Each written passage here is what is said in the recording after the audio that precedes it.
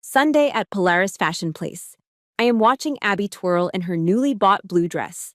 The scent of butter cookies and the sound of jazz music are rare luxuries for a staff sergeant on leave like me. The world is perfect. The restroom door just closed when Abby suddenly squeezed my hand, her fingernails digging deep into my skin. "Mom, shh," she whispered, her eyes wide with terror. Through the gap under the door, a pair of oversized polished leather shoes moved slowly and stopped right in front of us. The space froze. My motherly instinct vanished, replaced by a trained, killer instinct. My heart rate did not increase. It slowed down, ice cold. I pushed Abby back, my right hand instinctively searching for the gun at my hip, even though it only touched thin air. The smell of danger was thicker than the scent of disinfectant.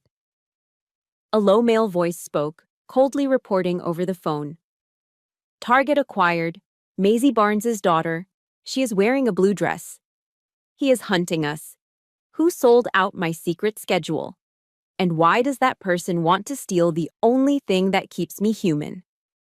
I felt the oxygen vanish from the small tiled stall, leaving only the metallic taste of adrenaline and the sharp chemical sting of bleach. This wasn't a random mall creep or a lost soul. This was a professional hit on my reality. I felt my jaw lock, my facial muscles setting into the mask I wore during 3 tours in Iraq. The face of a woman who had seen the abyss and survived it. My fingers, calloused from years of handling heavy equipment and cleaning carbon off M4 bolts, gripped my smartphone with a deathly stillness. I didn't scream. In my world, screaming is a waste of vital breath. It's the sound of the defeated. Instead, I operated with the cold detachment of a hunter. With the steady hands of a marksman, I switched the phone to video mode and lowered it toward the floor. Through the narrow gap under the door, the screen revealed a high-definition nightmare. Charcoal wool trousers, Italian silk socks, and the reflection of a man who looked like he belonged in a corporate boardroom in downtown Columbus, not a women's restroom. He began to tap his knuckles against the metal stall door, a rhythmic, mocking sound that vibrated through my soul. Tink, tink, tink. "Abby, I have some candy for you, sweetie," he whispered. The artificial sweetness in his voice made my stomach churn with visceral disgust. It was the sound of a man who viewed my 8-year-old daughter as nothing more than a line item on a high-stakes spreadsheet. Intelligence gathering was complete. I had his face, his voice, and the confirmation of his lethal intent. Now, I needed a sitrep. We were compromised, the perimeter was breached, and the only path left was a tactical extraction. I looked at Abby. I didn't see the little girl who loved glitter and dancing anymore. I saw a soldier's daughter. I gave her the silent hand signals we used during our stealth games back at the base. 1 finger over my lips. Silence. 2 fingers pointing toward the door. Move. Stay low. She nodded, her small chest heaving with silent, terrifying sobs, but she didn't let a single gasp escape. She understood that Mommy wasn't playing anymore. I waited for the precise second he turned his back to the sinks to check his phone again.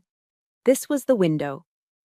I lunged toward the empty stall next to us and kicked the metal door with every ounce of my combat-trained strength. The loud bang echoed through the restroom like a breaching charge, shattering the predatory silence. "Hey, who's there?" I barked, injecting a calculated note of civilian panic into my voice to mask my true intent. The man lunged toward the sound of the decoy. In that heartbeat of distraction, I scooped Abby up into a fireman's carry, threw open our door, and sprinted. We burst through the restroom exit like ghosts escaping a burning building, our feet pounding against the polished marble of the mall floor. I didn't stop until we were engulfed by the thick, oblivious crowd outside the Macy's department store. We were safe, for 5 minutes. But the soldier in me knew that a threat deferred is not a threat destroyed. I didn't flee to the parking lot. That would be playing his game. I marched Abby straight into the mall security office. The head of security, a portly man leaning back in his chair with a half-eaten pretzel on his desk, looked at my short cropped hair and rough hands with a bored, condescending smirk. "Take a breath, ma'am. It's probably just some guy who got turned around looking for the family room, he said, waving me off. I didn't waste breath on please. I pulled my military ID from my wallet and slammed it onto his desk with a force that made his soda can jump and the desk rattle. I am Staff Sergeant Barnes, United States Army. There is an adult male currently stalking a minor in the second-floor ladies' room. You will pull the security footage for the restrooms immediately, or I will call 911 and report you for obstructing a federal investigation and harboring a predator. Do I make myself clear, Sergeant? The color drained from his face as he realized he wasn't dealing with a hysterical housewife. He saw the fire in my eyes, the kind of fire that only grows in the dark. Yes, ma'am. 10 minutes later, the monitors flickered. We watched as Brian Hartman was cornered by two Columbus PD officers near the north exit. He didn't struggle. He simply adjusted his silk tie, his face a mask of arrogant indifference. As the officers led him away in handcuffs, he spotted me standing near the fountain, clutching Abby's hand so hard it was white. He smirked, a smile of pure, unadulterated venom.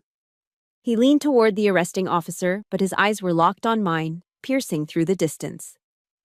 I'm a private investigator on a legal assignment, he shouted, his voice ringing out across the atrium, drawing the eyes of every shopper.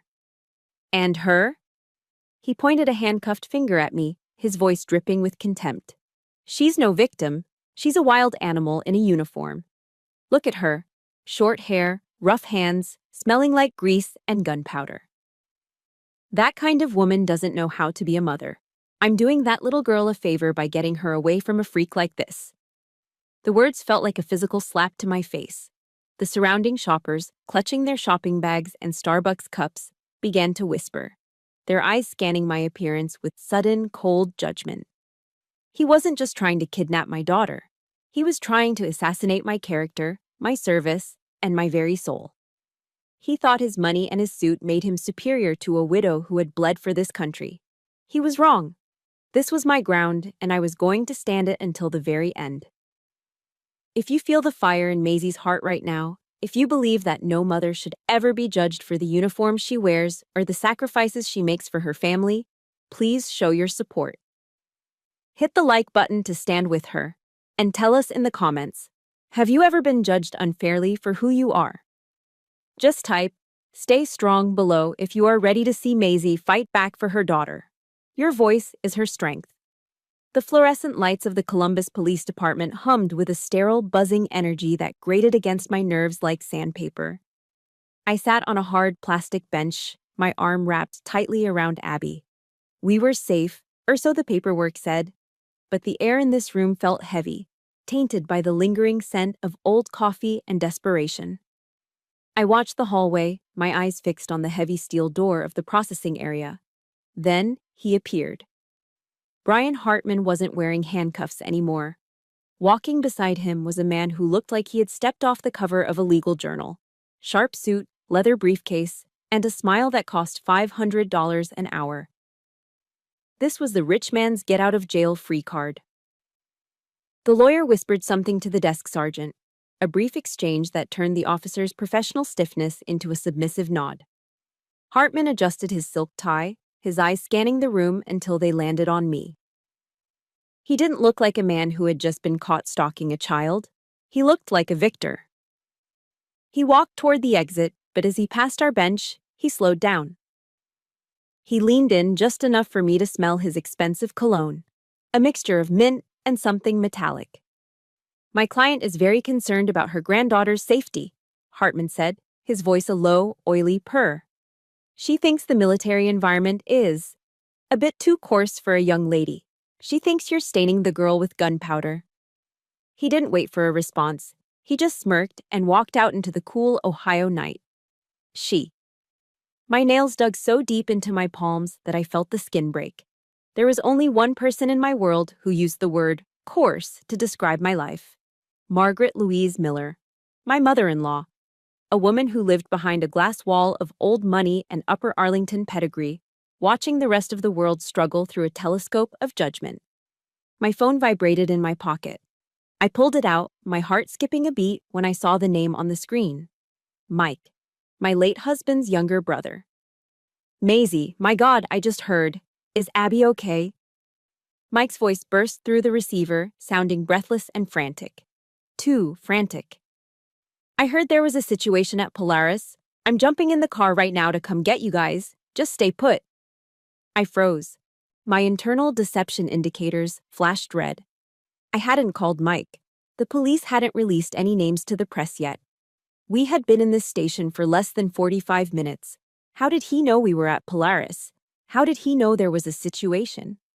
The concern in his voice didn't sound like love, it sounded like a script being read by a man who was terrified of missing his cue. How did you know, Mike? I asked, my voice as flat and cold as a grave marker. Someone posted something on Facebook? A woman in a uniform? I just had a feeling, he stammered, his bravado crumbling into a weak, pathetic stutter.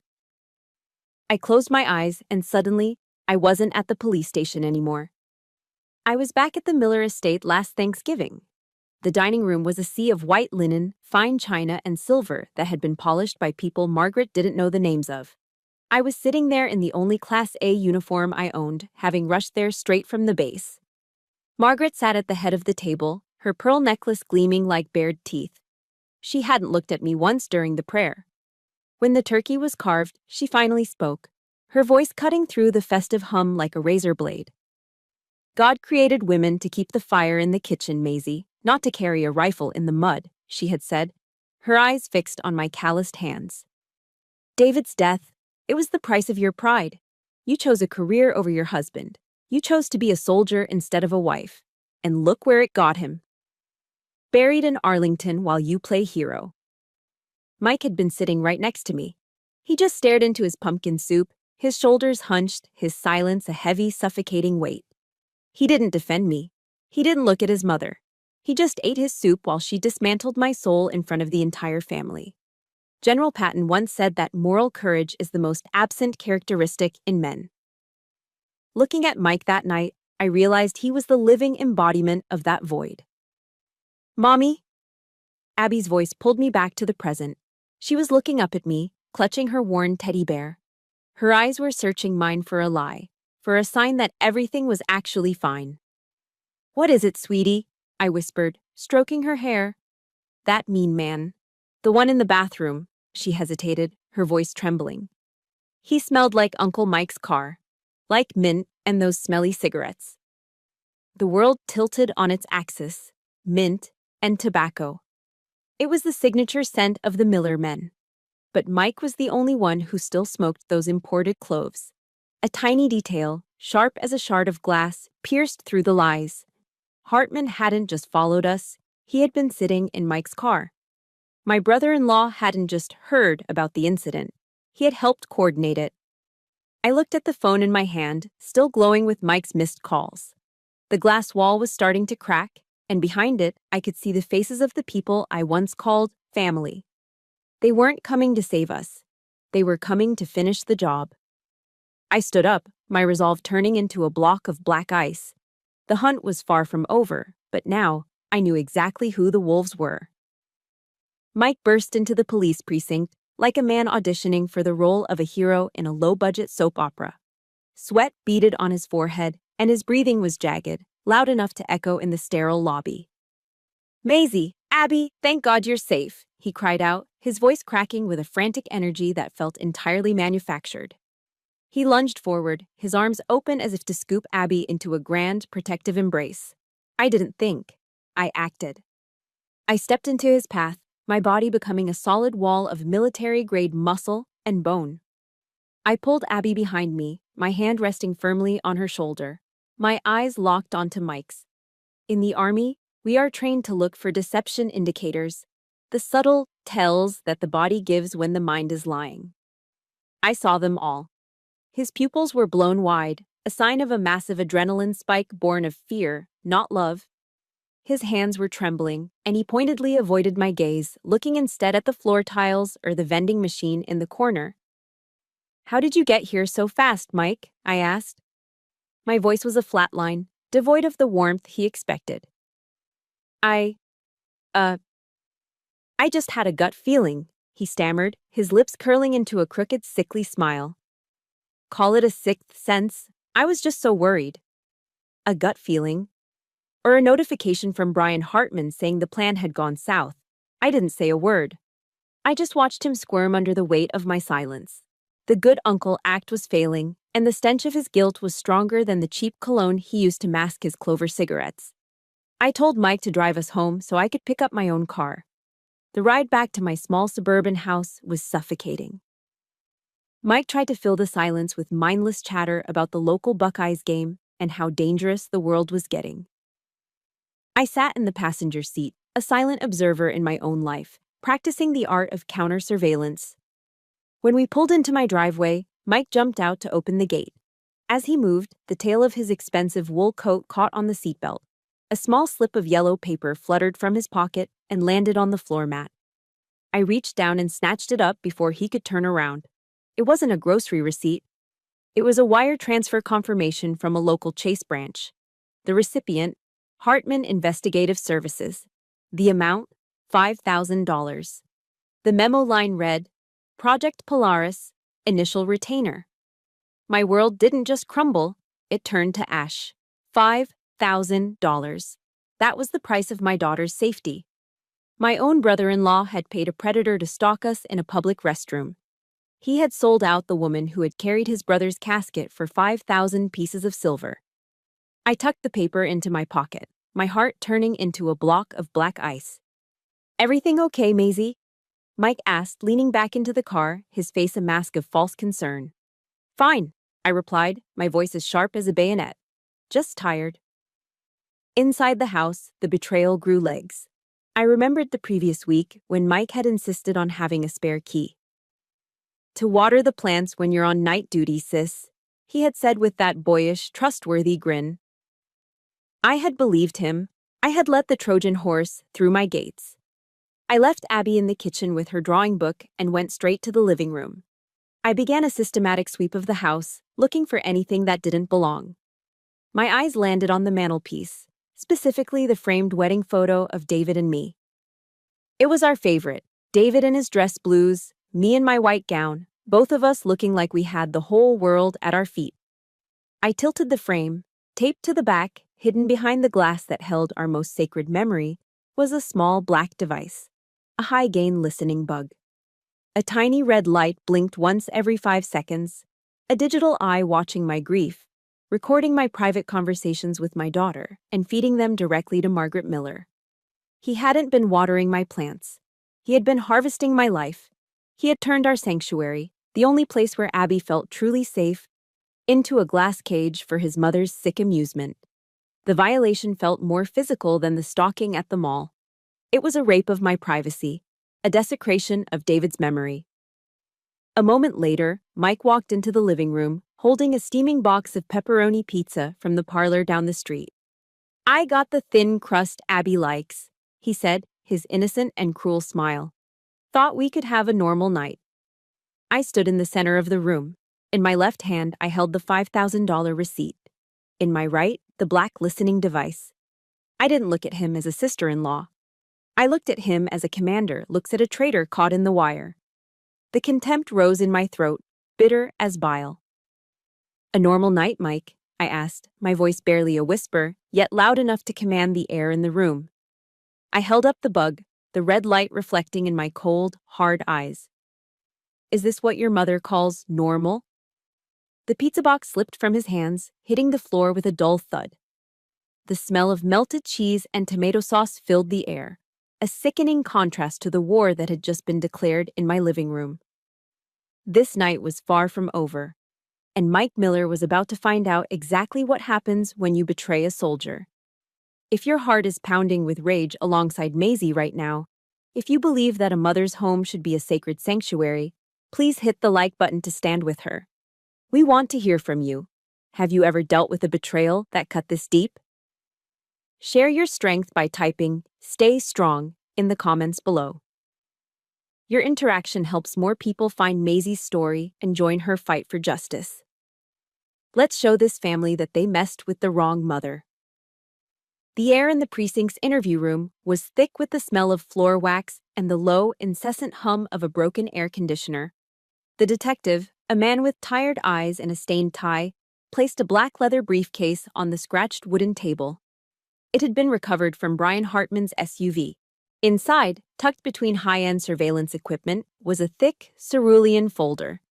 It was labeled in a neat, calligraphic script that I recognized instantly. Target, Reconstruction Project. My fingers trembled as I flipped open the cover. I expected photos of the mall, or perhaps our house. I didn't expect to see a grainy, black and white still extracted from a hospital security camera dated 8 years ago.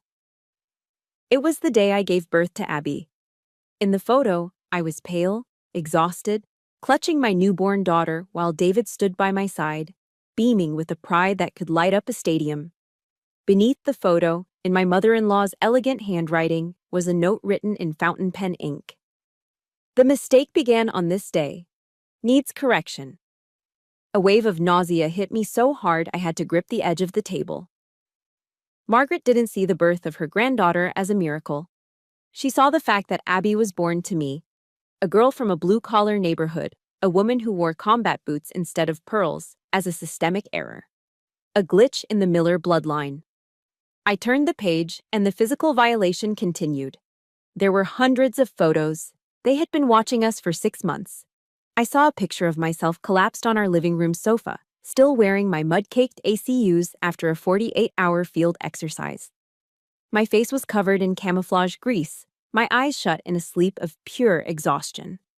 Beside me, Abby was sitting on the carpet, quietly building a Lego castle. Hartman's typed caption beneath it was a surgical strike to my soul. Subject in state of extreme fatigue, unable to interact with child. Environment of neglect. I felt the heat rise in my chest, a burning, righteous fury. They took my sacrifice, the days I spent in the dirt and the rain so my daughter could sleep in a safe house, and they twisted it into a crime. They saw my service as a failure of motherhood. The next photo showed us at the McDonald's drive-thru on a Friday night. I was laughing, handing Abby a happy meal. I remembered that night. We were celebrating her straight A report card. The caption read, "Poor nutritional standards. Routine abuse of junk food to compensate for maternal absence." Every hug, every meal, every tired smile I'd ever given my daughter had been documented, analyzed, and weaponized. They weren't looking for a mother. They were looking for a reason to erase me. But the true horror lay at the back of the file. It was a pre-filled, unsigned contract for St. Michael's Military Boarding Academy in Virginia. 800 miles away. Attached to it was a personal letter from Margaret to the headmaster. My granddaughter has been infected with the vulgar habits and the coarseness of the lower classes from her mother. The letter read, "I require the school's most ironclad discipline to wash her clean, to turn her into a true Miller lady. I want all traces of that woman removed from her spirit." She didn't want to raise Abby. She wanted to reprogram her. She wanted to ship an 8-year-old girl across state lines to a place of iron discipline, just to spite the woman her son had loved. It was a blueprint for psychological kidnapping. The final document was a financial spreadsheet.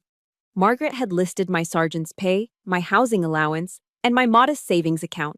Beside it, she had listed the Miller Family Trust, the real estate holdings, and her own 7-figure inheritance. The conclusion was highlighted in a violent, bloody red.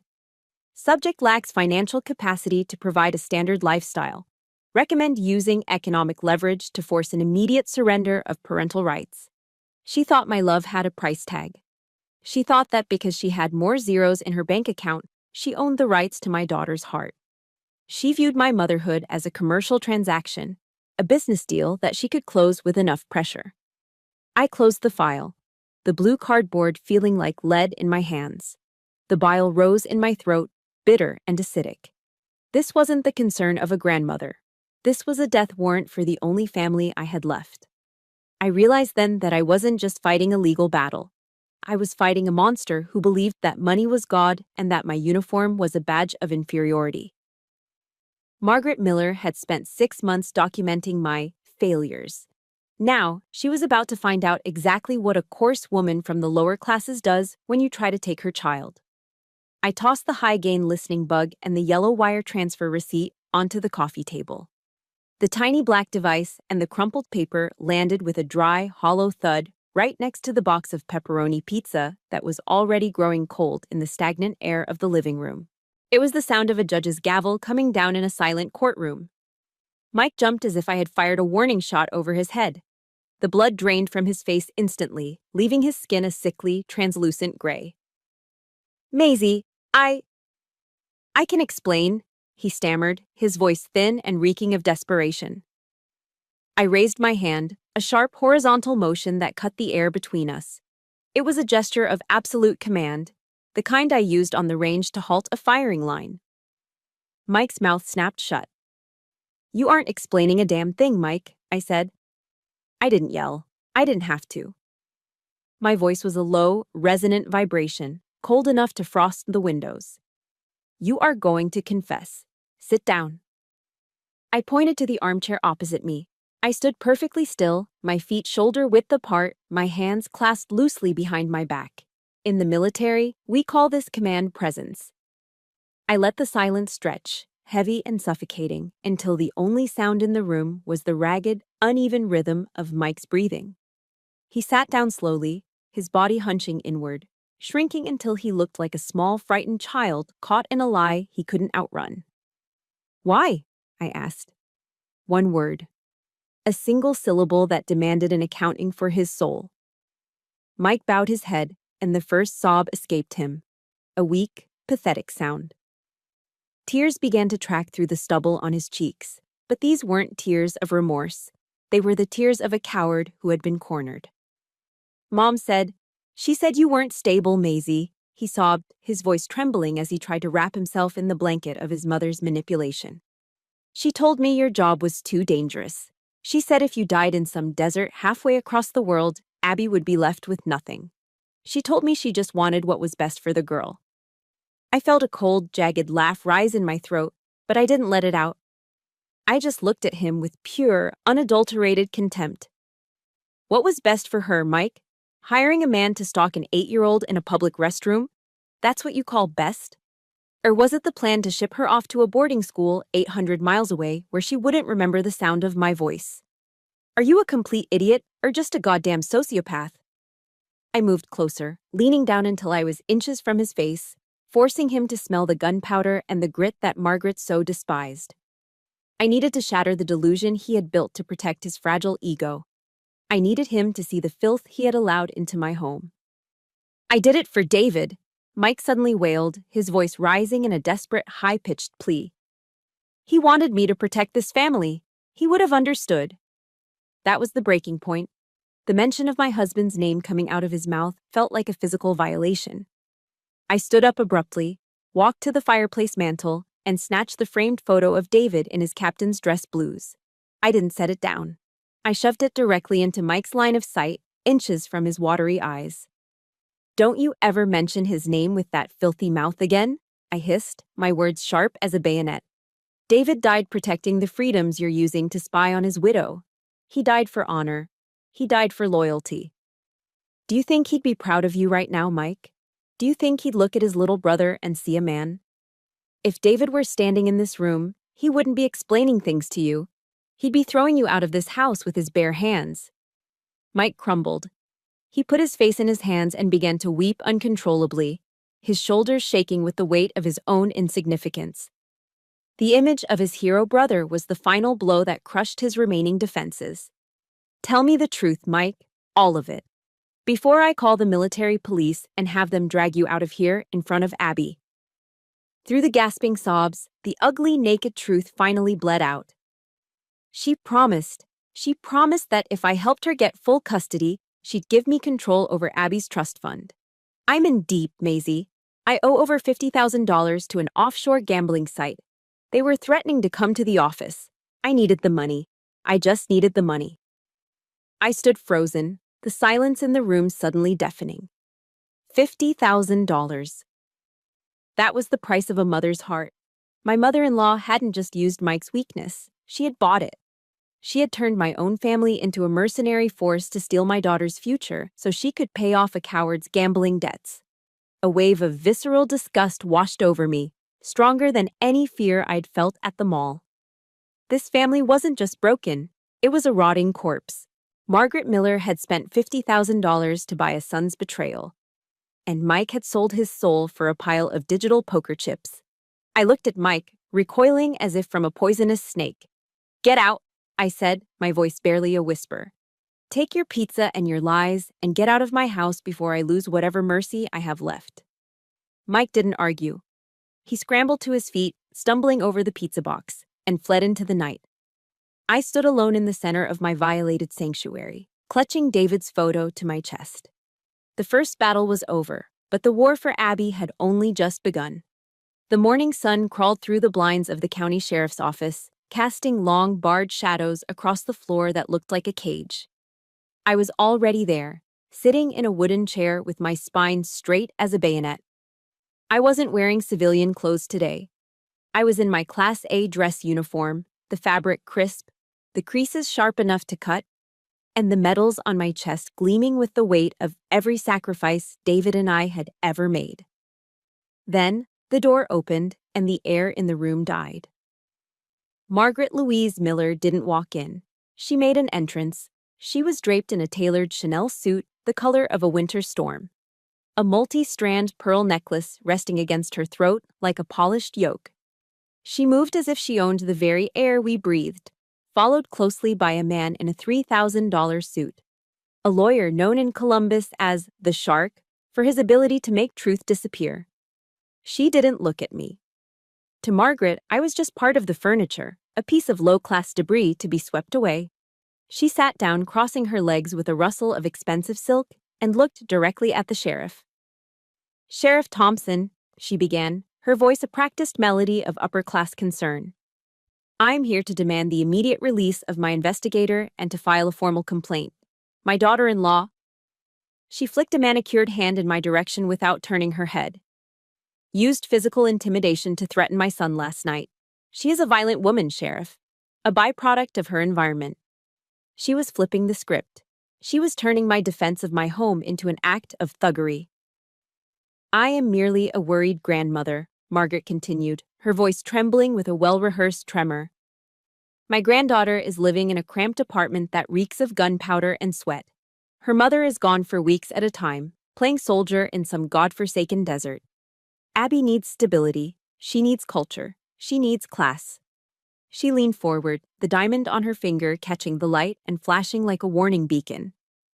"Maisie is destroying the Miller bloodline with her coarseness. I am prepared to pay whatever it takes to save that little girl from this life. I will not have my granddaughter raised by a woman who thinks a rifle is a substitute for a soul." I stood up. I didn't need a microphone to command the room. My voice came from my boots, deep and resonant, the voice of a non-commissioned officer who had led men through hell. "You speak of coarseness, Mrs. Miller?" I asked. The sheriff, an old Marine with silver hair and eyes like flint, leaned back and crossed his arms, silencing the lawyer's attempt to interrupt with a single, sharp look. "Coarseness is hiring a stranger to lurk in a bathroom and watch your granddaughter through a gap in a stall door," I said, my words falling like heavy artillery. "Coarseness is using $50,000 to buy your own son's soul, so he'll betray his brother's memory. You have the money, you have the mansion, and you have the pearls, but you are morally bankrupt. You think you're saving Abby? You're trying to buy a human being to fill the empty space where your heart should be." Margaret's face tightened, the skin pulling back over her cheekbones until she looked like a porcelain mask.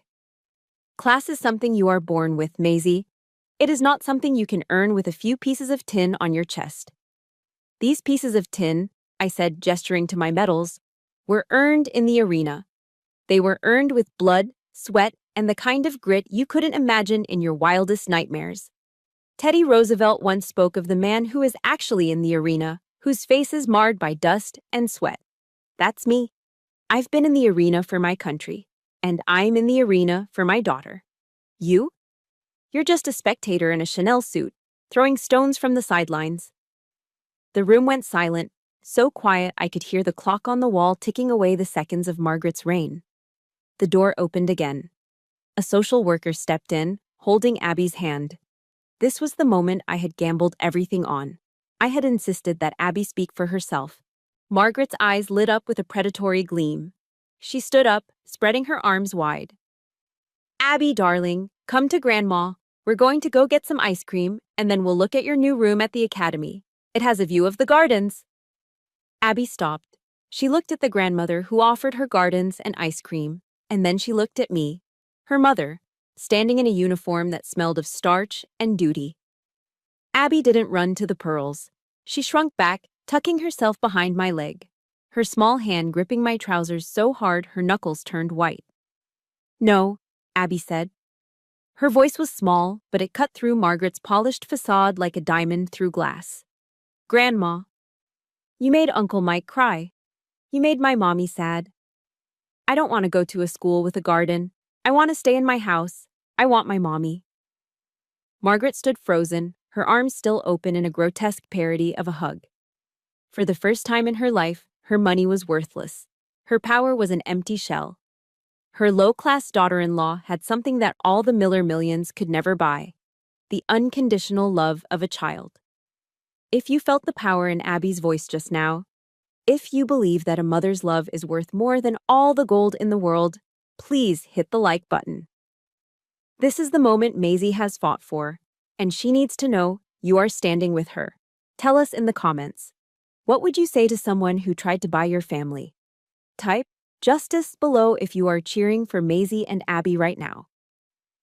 Your voice makes this victory even stronger. The final strike of the judge's gavel did not ring out with the thunderous triumph I had expected. Instead, it was a dull, wooden thud that signaled the end of my life as I knew it. The Franklin County Courthouse felt like a tomb of cold marble and bitter truths. Within those walls, the law had carved a permanent line in the sand. 5 years, 1,000 feet.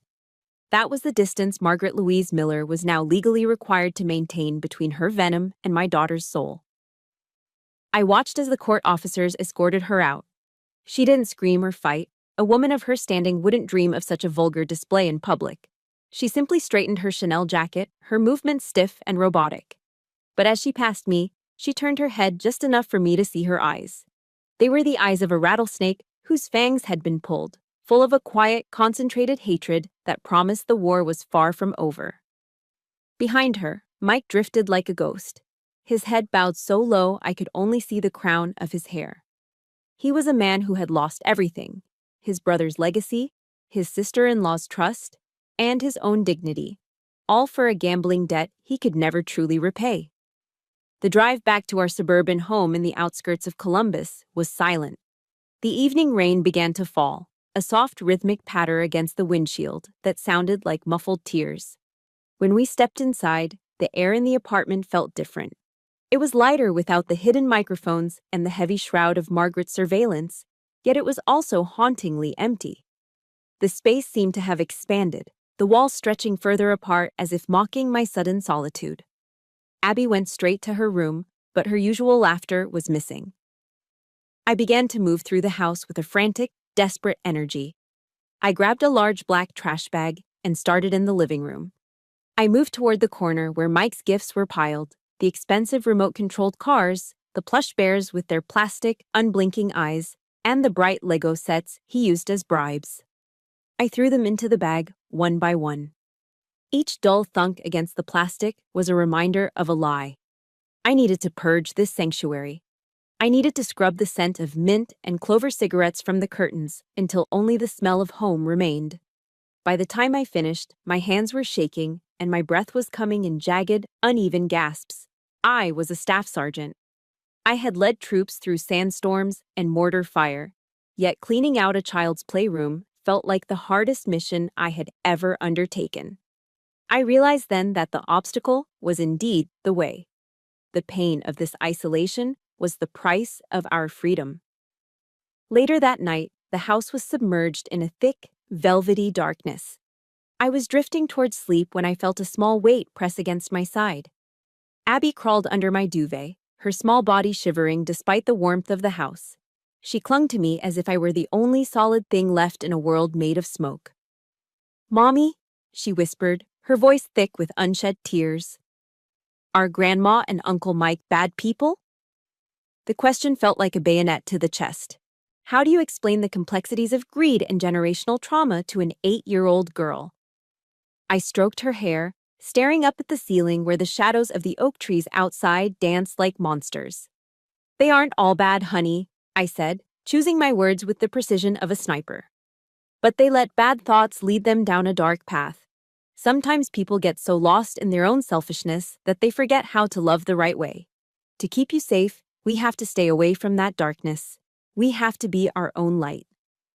Abby eventually fell into a fitful sleep, her breathing finally evening out against my shoulder. I, however, remained wide awake. I climbed out of bed and walked into the kitchen, pouring myself a glass of Cabernet. It was the cheap stuff from the local grocery store, acidic and sharp, but I needed something to ground me. I sat on the floor in front of the fireplace, looking up at the framed photo of David. He looked so young in his captain's uniform, his eyes filled with a bright, uncomplicated hope for a future we would never share. "I'm sorry, David," I whispered to the empty room. My voice was a hollow rasp that barely broke the silence. "I had to do it. I had to banish your mother and your brother. I had to tear your family apart to save our daughter. I broke the very thing you asked me to protect." The tears finally came then, hot, silent, and bitter. I had won the legal battle. I had secured the restraining order and kept my daughter by my side. But as I sat there in the dark, clutching the photo of a dead man, I realized the victory tasted like ash. I had saved the child, but in doing so, I had become an island. The silence of the house was my new reality. A quiet front line where the only soldier left standing was a widow with a broken heart and a glass of cheap wine. The cost of peace was total isolation, and for the first time in my life, I wasn't sure if I was strong enough to pay it. The rainy season in Ohio has a way of turning the world into a gray, blurred reflection of itself. For 7 days, the sky above our small suburban street remained a heavy, weeping canvas. Inside, the silence was no longer a sanctuary. It had become a reminder of the vacuum left behind when you excise a tumor from your life. I spent my evenings staring at the empty spaces on the shelves where Mike's lies used to sit, wondering if a house could ever truly be clean once it had been haunted. On the 8th day, the downpour turned torrential. I was standing by the kitchen window, clutching a mug of black coffee, when I saw him. A lone figure stood on the opposite side of the asphalt, a shadow against the gray sheets of rain. It was Mike. He wasn't wearing a jacket or carrying an umbrella. He just stood there, soaked to the bone, his shoulders hunched against the wind. He didn't move. He didn't wave. Most importantly, he didn't cross the street. He stayed exactly 1,001 feet away, honoring the boundary the court had carved between us with a devotion that bordered on the religious. He stood like a sentry of his own guilt, a living statue of penance. Abby came up beside me, her small hand resting on the windowsill. She watched the man across the street, her brow furrowed in that way she inherited from David. "Mommy," she whispered, her voice thick with the uncomplicated mercy of a child. "Uncle Mike is getting all wet. He's going to get sick, isn't he?" I felt the iron casing around my heart develop a hairline fracture. In the military, we are taught that mercy is a luxury you can't afford on the front lines. But looking at my daughter's eyes, I realized that for her, Mike wasn't a traitor or a mercenary. He was just the uncle who played Legos and made her laugh. Her capacity to love was the very thing I was fighting to protect. And yet, it was the very thing that was forcing me to reconsider my defensive perimeter. "Go finish your homework, sweetie," I said softly. Once she was gone, I pulled on my raincoat and walked out to the mailbox. I didn't look across the street. I didn't give him the satisfaction of a glance. Inside the metal box, tucked behind a coupon for a local pizza parlor, was a soaked, heavy envelope. There was no money inside, no desperate pleas for a loan. Instead, it was a stack of legal documents. I leaned against the mailbox, the rain drumming against my hood as I flipped through the pages. Mike had filed a voluntary, irrevocable waiver of his right to manage or influence Abby's trust fund. He had transferred all control to an independent third-party firm, locking himself out of the Miller fortune forever. There was a handwritten note at the bottom, the ink bleeding into the damp paper. "I am clean now, Maisie. I've started the program. I've cut her off. The money, the influence, all of it. I'm working at a warehouse in Grove City. I'm not asking for your forgiveness. I'm just trying to become a man that David wouldn't be ashamed to call his brother. I looked across the street then. Mike was still there, shivering, his face pale and haggard. He looked like a man who had finally hit the bottom and decided to stop digging. I took a deep breath, the cold air filling my lungs with a sudden, sharp clarity. Resentment, I realized, was like drinking poison and hoping it would kill your enemies. I was tired of the taste of poison. I grabbed a large black umbrella from the porch and walked to the edge of the driveway. I didn't cross over to his side, but I stood where he could see me. "Go home, Mike," I shouted over the roar of the rain. He looked up, startled, his eyes red-rimmed and hollow. He began to turn away, his head bowed in defeat. "Go home," I repeated, my voice steady and commanding. "Get into some dry clothes, and be back here at 5 o'clock tomorrow evening for dinner. Do not be 1 minute late." Mike froze.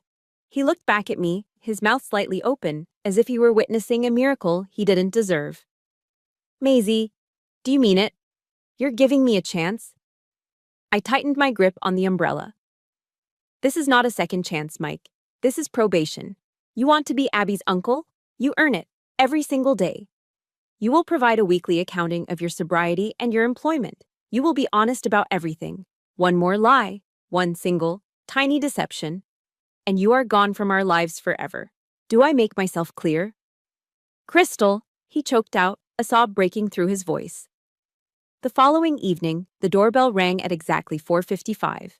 Mike was standing there, his hair neatly combed, wearing a simple flannel shirt and jeans that looked like they had been washed 10 times. He wasn't carrying expensive gifts this time. He held a small basic Lego set, the kind you buy at a pharmacy for $10. "I bought this with my first paycheck," he said, his voice quiet. "From the warehouse." Dinner was a quiet affair. We had a simple meatloaf and mashed potatoes, the kind of meal Margaret Miller would have sneered at. The atmosphere was thick with a hesitant, fragile tension, but Abby didn't seem to notice.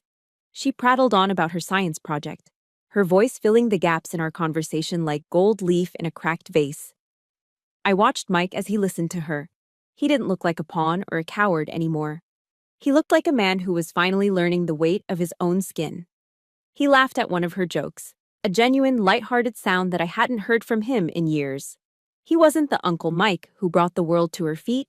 He was the uncle who was willing to build a small plastic tower on the floor and listen to her dreams. The bridge of forgiveness wasn't built in that one night. It was barely a single plank laid across a vast, dark chasm. But as I sat there, watching the two of them, I realized that the seeds of redemption had finally found some honest soil. Forgiveness isn't about forgetting the betrayal. It's about choosing not to let that betrayal define your future. Tonight, we weren't a broken family. We were a work in progress. 6 months have passed since the storm broke, and the morning sun in Ohio finally feels like a blessing rather than a spotlight. I decided to sell the old apartment, the place where the walls still seemed to whisper with the echoes of hidden microphones and the cold scent of Margaret's entitlement. We packed our lives into a few dozen boxes and moved to a small 2-bedroom house on the outskirts of the city, just 10 minutes from the gates of the military base. Here, the grass is a vibrant, emerald green, and there is enough room in the backyard for Abby to run until her lungs are full of clean air. Our neighbors are military families, people who understand that a uniform isn't a costume and that a deployment isn't just a business trip. There are no more prying eyes or whispered judgments from the elite circles of Upper Arlington. Instead, there are respectful nods over the fence and the shared silence of people who know the true cost of freedom. On the day we moved in, I hung a simple wooden plaque above the front door. It reads, "Home of the free, because of the brave." Every time I look at it, I feel a surge of quiet, unshakable pride. Mike kept his word. He stayed in the program, attended every session, and took the hardest path he could find. He didn't ask for a loan or a handout. He found work at a local lumber yard in Grove City, traded his designer suits for rugged work boots, and spent his days hauling timber until his hands were calloused and his back was sore. He comes over every Saturday afternoon. He doesn't bring expensive electronics or jewelry anymore. Instead, he brings his time. I watch them from the kitchen window, Mike and Abby in the backyard. He's teaching her how to hold a baseball bat, his voice patient and steady. When she finally hits the ball, his cheer is louder than anyone's on the street. Sometimes when he kneels down to help her adjust her helmet or tie her sneakers, I see a ghost in the way he moves. I see a flicker of David in the curve of his smile and the protective way he stands over her. Mike isn't trying to replace my husband, and he knows he never could. But he is finally becoming the man David always believed he could be, a man of his word, a man of character, and a true uncle. In the gilded hallways of Upper Arlington, the news is much colder. Margaret Miller lives alone in that sprawling mansion, a queen without a kingdom. The scandal of the blue file and the restraining order didn't just stay in the courtroom, it bled into the local newspapers and the country club gossip. The elite women who once competed for an invitation to her Christmas gala have turned their backs, terrified of being tarnished by the Hartman scandal. I heard from a mutual acquaintance that she goes through housekeepers every 2 weeks. No one can stand the acidic tongue of a woman who has everything but loves nothing. She has millions of dollars in the bank, but she eats her dinner in a dining room that holds 30 people and yet remains completely silent. She built a prison out of her own arrogance, and now she's the only inmate. Her money couldn't buy her a seat at our table, and it certainly couldn't buy her a way into Abby's heart. Today is a morning of gold and emerald. It is the day of the annual Girl Scouts badge ceremony, and the local community center is packed with families.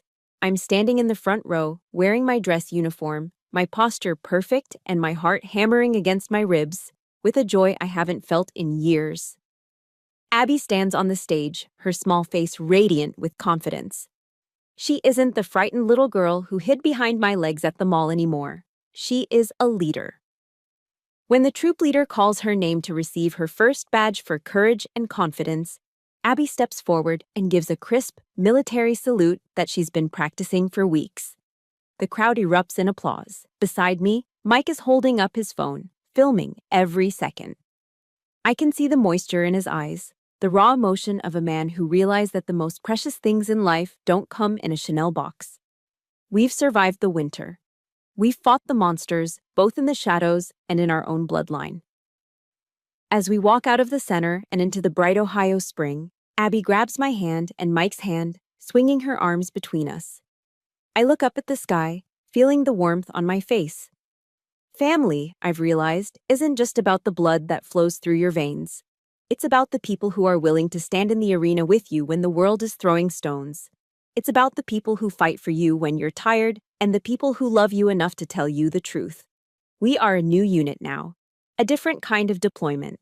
And as we head toward our little house near the base, I know that for the first time in a very long time, we are finally, truly, home. 1 year has passed since the cerulean file was closed and the restraining orders were signed. Today, the air at the Wright-Patterson Air Force Base carries a crisp, electric charge. I stand on the mahogany stage of the auditorium, my boots polished to a mirror shine, my posture as rigid as the steel beams holding up the hangar. The brass band has just finished the final notes of the national anthem, and a heavy, respectful silence fills the room. Today is my promotion ceremony. The commanding officer steps forward, his face a map of decades of service. He unpins the old rank from my shoulders and replaces them with the 3 chevrons and 3 rockers of a master sergeant.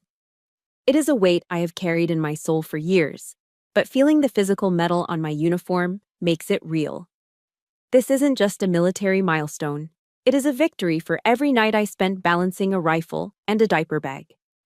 It is a testament to a woman who refused to let her family's wreckage become her destination. I look down at the front row.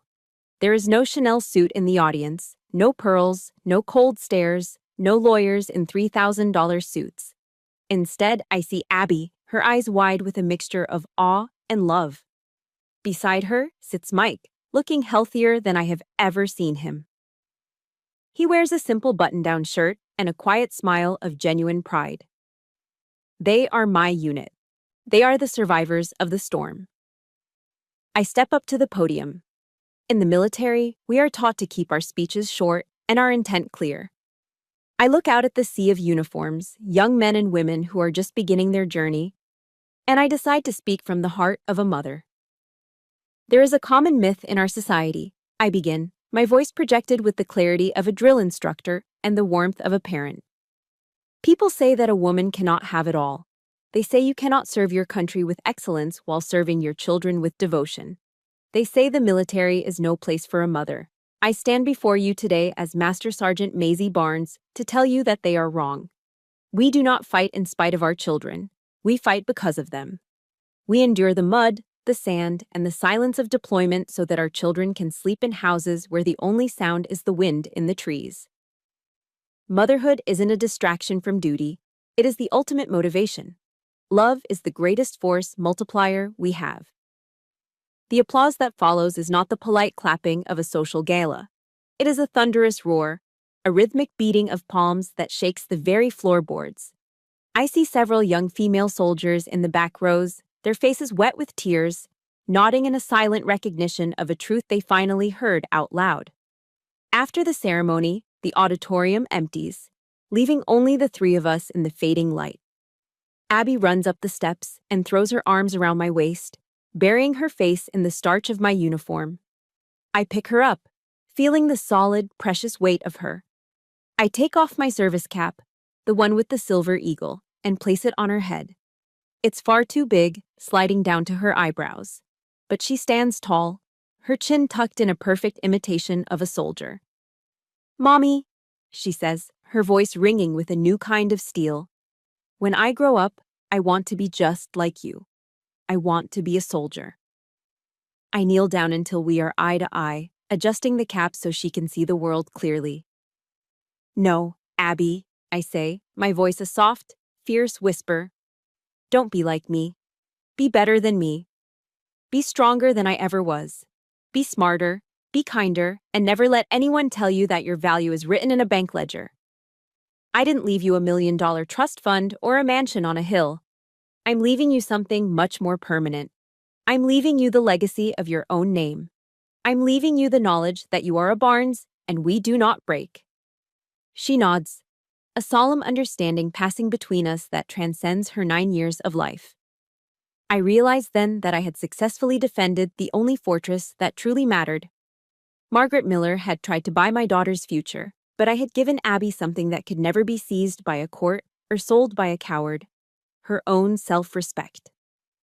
We leave the base as the sun begins its slow descent, painting the Ohio sky in bruised purples and burning oranges. Mike is at the wheel, humming a soft tune, while Abby sings along to the radio in the back seat. I sit in the passenger side, watching the American flag at the main gate flutter in the rearview mirror. The road ahead is long, and there will be other battles. There will be nights of doubt and days of struggle. But as I look at my reflection in the window, I don't see a victim. I don't see a grieving widow or a woman defined by a betrayal. I am Master Sergeant Maisie Barnes. I am a mother. I am a warrior. And I have brought my family home to stay. Perpetual optimism isn't just a phrase, it is my armor. And tonight, for the first time in my life, the armor feels light. As I stand here today, the greatest lesson I've learned isn't about battlefield tactics, but about the architecture of a resilient soul. Life will test your perimeter, and sometimes the breach comes from those you trusted most. But remember this: your value is never defined by someone else's bank account or their narrow perception of your worth. True wealth is found in integrity, in the courage to set firm boundaries, and in the unwavering love we provide for our children. Build your life on the bedrock of truth, because while lies may sprint, the truth always runs the marathon. Thank you for walking this long, difficult road with Abby and me. Your presence in this arena means more than words can express.